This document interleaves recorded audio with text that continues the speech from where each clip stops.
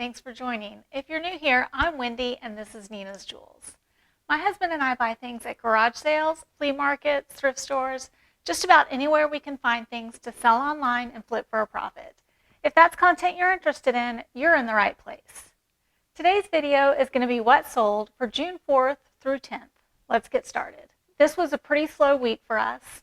It was the week before we were headed out on vacation, so we were totally not focused on eBay, and our sales reflect that. But we did manage to sell a few items, and one of the items that we sold was a really high dollar item, so we got lucky in that, and we kept our numbers up in that regard. The first thing that we sold was a vintage 13-inch decorative amber wine glass that was wrapped in like a piece of embossed leather. We found this item in the Goodwill bins. It didn't have any kind of maker's mark or anything on it, but we could tell that it was vintage. We sold it on offer to buyer for $31.98, and we had paid $1.50 for it. Next up was a women's Maurices plus size gray sweater. It had 3/4 length raglan sleeves that had a striped print on them. I had gotten this in some like a reseller's lot that I had gotten on Facebook Marketplace. This sold for $17.25 on best offer, and I had paid $4.17 for each item in this reseller lot. It wasn't like a great deal for many reasons, but I probably wouldn't do something like this again. But I'm still selling some of the items, and it wasn't a loss for us. It just wasn't a good enough deal that I would repeat the deal again. We did get positive feedback on this item though. Next up was 1.5 yards of sheer white gauze fabric. It had like a crisscross pattern of sequins on it. I had bought this when I was doing some kind of craft project, and I bought several different types of fabric that I was considering using for that project, and this was one that I didn't use. So this fabric had never been cut into. It was just a brand new piece of fabric that I purchased at the craft store. I don't remember how much I paid for it. I had had it for probably 2 or 3 years and then just decided I would never have a use for it. It was really nice fabric. I sold it for $17.99, which was our full asking price. Next up was a Ralph Lauren women's size small navy, but multicolor, but the primary color was navy, paisley print, button-up blouse. It was new with tags. We got it at a garage sale, and we paid $1.25 for it. It sold for $30 even on best offer, and we got positive feedback on that. Next up was a brand new sealed VHS tape it was like a tourism type tape, I think, by Arizona Highways. This was vintage from 1991, and it sold for its full asking price of $14.99. We got this at a thrift store, and we paid 27 cents. Next up was something really unusual, and we didn't know where they came from or what they were. Well, I mean, we knew where they came from, but we didn't know where they came from where we got them. And they were we described them as fantasy novelty money. And they were labeled as 1861 Civil War Confederate bills in the amount of $100,000. This is not a denomination or a bill that ever existed in history, obviously. So I'm not sure if it was some kind of like joke money or what exactly the purpose of this was when it was originally created. But we had like a big stack of these. They were not, very realistic looking or anything like that. They were on like fresh, clean, modern looking paper. So I don't know why they were ever created to begin with, but they were found in like a storage area in another business that we own, which is a custom picture frame shop. Somebody might have brought them in for some project they were doing. This happens a lot, and left them behind. And there's stuff like that kind of tucked away all over the place at the shop, and we'll find things like that. So who knows why they were there, but they definitely did not belong to anyone anymore. And so we did not know what to do with them. I researched to make sure it was okay to sell something like that on eBay. And eBay has really specific rules about selling fake money on their site because obviously of counterfeit type, rules. So you have to list it in a certain way. And obviously I listed on the title that these are not real, and I used the word fantasy in the title so that we were in keeping with all of eBay's rules about selling fake money. This item sold for $7 even on best offer, and we had no cost involved with it. And we still have several of these fantasy bills in our store. I think we started out with like 10, and I think we've sold another one since this one sold from this What Sold video. Next up was a vintage 1980s, what's referred to as an ice cream kids doll. It's not really a brand, it's just a style of doll that's like a crocheted body and this ice cream kids rubber style face. It's just the way these dolls' faces look. They're referred to as an ice cream kids doll. They're usually a handmade doll, and then like the face is purchased and incorporated into the crocheted body. This one was blue. I got this at a garage sale. I paid $5 for it. It only sold for $15.18. I was just this was a try it out and see how it does kind of thing. This is not an item that I would purchase again. Definitely not worth it. Next up was the item that kind of saved our week because it was a large dollar item purchase. It was a 16 by 25 limited edition print by the artist James Bama. I know I've mentioned in previous videos that art is not something that if I saw out in the wild, I would typically pick up because it is not usually worth it. But James Bama is an artist that carries a lot of value. And if I saw a James Bama print at a garage sale or in a thrift store, I would likely pick it up because his prints are popular. We've sold several of them, and we've sold several for very high dollar amounts. So that is an artist that I would recommend if you see to pick it up. He is very popular, and people are willing to pay quite a bit of money for his artwork. This particular print we acquired through the other business that we own. This one was called Mountain Man with Rifle, and it sold for $350 on best offer, and our cost was zero. This was old stock that business no longer needed, and we just had acquired that stock through our ownership of that business. Next up was a pair of ankle socks. One said naughty, one said nice. This was a stocking stuffer I had put in one of my kids' stockings, and they never wore them, and then they outgrew them. So we just decided to sell them. They were brand new. They still had the tags on them, and they sold for, they came from like the dollar store, so they were not like super high quality socks. We sold them for $5.99, which was our asking price. We did get positive feedback on those. Next up was a pair of pants from Anthropologie. The line or the brand of them was Taekwondo, I believe that's how you say it. They were very high quality, nice trousers. They were navy blue wool tweed. They were like a wide leg with a cuff on the bottom. We had gotten these at a thrift store. We paid $7.57, which is high for us. We normally don't pay that much, but we could tell they were really nice, high quality pants. They did kind of take a little while to sell, but they did finally sell for our full asking price of $39.99, and we did get positive feedback on those. Next up was a pair of Joe Fresh brand navy blue velvet blue jeans.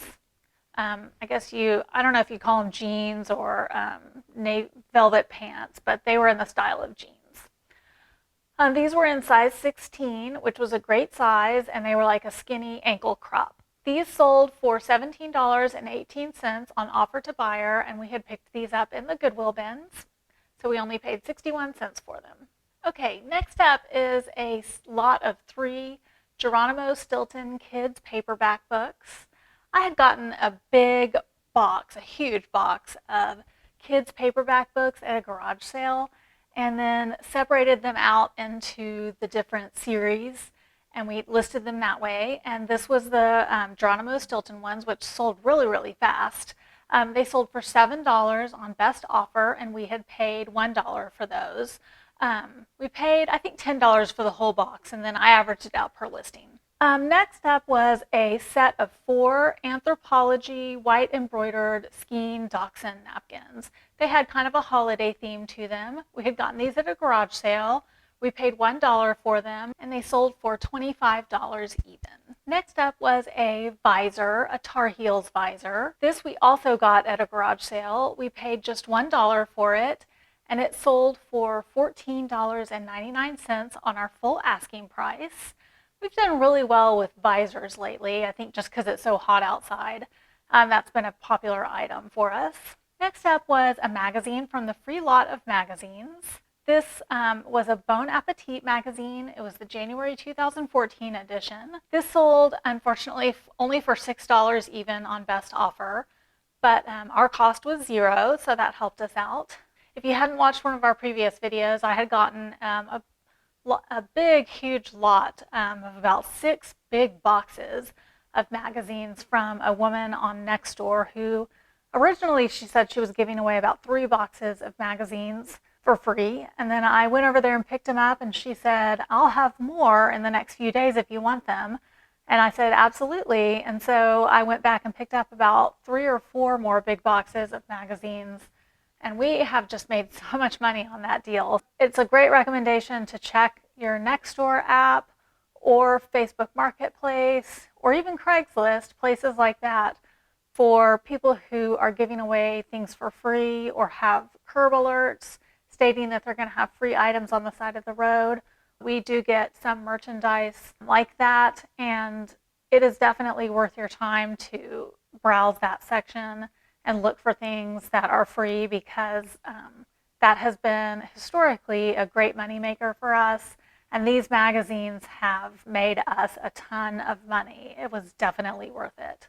Next up was something that we got at a garage sale that we didn't even know we were going to. I was looking on Facebook Marketplace and had found a lady that was selling some vintage toys, and I had arranged to go over to her house to pick those vintage toys up, and she said, hey, I'm having a garage sale at the same time. And I was like, oh, great. And we ended up getting some amazing stuff at her garage sale. It was such a score. We got all those great vintage toys and then also got some amazing things at her garage sale. And one of them was this Hot Topic women's tank top with the Freddy Krueger graphic on it, and then it had like slashes all over it as if Freddy had attacked you. So it was a modern Hot Topic item. It wasn't vintage from the 90s, but it was just so cool. I knew that somebody would want it, and it sold immediately. I said that we paid $2.75 for it because I think I had kind of averaged out some of our costs from that sale. I don't really remember exactly if we bought things in. I think we kind of bought like a bulk deal from her with the garage sale items. But that shirt sold very quickly for $29.99. So anytime you see a shirt that you just look at it and think like, that is a really cool shirt, I haven't seen something like that, or that looks like something that somebody would want, just pick it up, because even if it's not vintage, if it looks cool and interesting, chances are somebody else is going to think that same thing, and it might be a really fast seller, and that was true in this instance. Next up was something that was in my daughter's toy box, and she outgrew it. And it was just this tiny little 3/4 inch, like Barbie style. It wasn't marked Barbie, but it looked like a little ketchup bottle. I don't even know where she got it. It might have even been mine, y'all. I don't even know how old this thing was or where we got it. But it was like, a little ketchup bottle. I marketed it as a ketchup or dressing bottle. I even put the word shampoo because you could just say that it was a shampoo bottle. It was just kind of a very generic looking red bottle. We ended up selling that for $5 even on best offer. It was so small that I think we just threw it in a little baseball card sleeve and put it in an envelope, and that was enough to protect it. And that sold on best offer, and it was, we didn't have any cost associated with it because we had had it forever. My daughter is 15 now, so who knows how long we've had that and where we got it or how much we paid for it. Next up was a lot of 2 Leapfrog Leapster games. They were game cartridges. They went with the Leapster system. We didn't know if they worked. We don't have a Leapster to test it, so we sold them as is. We got these at an estate sale. They had a big box of different Leapfrog cartridges. Most of them went with a different game system, but they had these 2 Leapster games. And so we pulled these 2 out and sold them separately, and we still have a lot of another type of Leapfrog game lot listed that has not sold. But these 2 sold for $9.99, and we had paid $3 for these. They did sell for our asking price. This was not a great sale, and I don't think I would really pick up a lot of Leapfrog items in the future unless I could get the game system with them, because we've had those other ones listed forever and they haven't sold, and I have been knocking the price down on them regularly. So definitely not a great pickup for us. Not a big money maker. Next up was something that we historically do well with, and that's jigsaw puzzles. We got this puzzle. It was of the Royal Gorge in Colorado. It was a 500-piece jigsaw puzzle by the brand Impact Photographics. We got this at the Goodwill outlet, and we paid 92 cents for it, and it sold on best offer for $16 even. Next up was something that came out of the Facebook Marketplace, garbage bags of clothes. If you haven't watched one of our videos before, I had sourced someone who was selling $50 for about 6 or 7 huge, of the big black garbage bags of clothes, like the contractor size bags. And I got so many clothes for $50, and some of them were awful, and I just had to throw them away. They weren't even able to be donated. Some of them we donated, a few of them we kept for ourselves, and a lot of them we listed, and we have made so much money on that deal, and we're still making money on it. I mean, the sales are just trickling in now. We don't even have a sale every what sold video every week, but we're still making money on it. And this was one. This one was the brand was Reitman's, which is not a brand I had ever heard of before I got those garbage bags of clothes.